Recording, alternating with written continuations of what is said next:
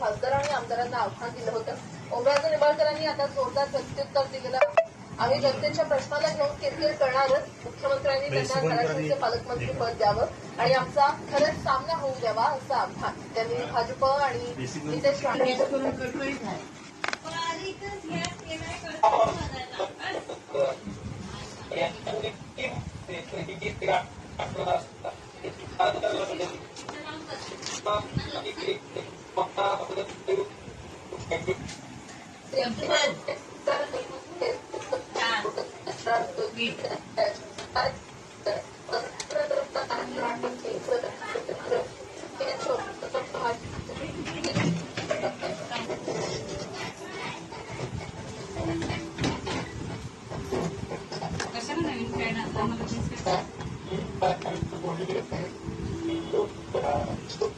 सांगायचं मला साई म्हणू नका, मी सेवक आहे महाराष्ट्र जनतेचा, ही समज मी नितेशला दिलेली.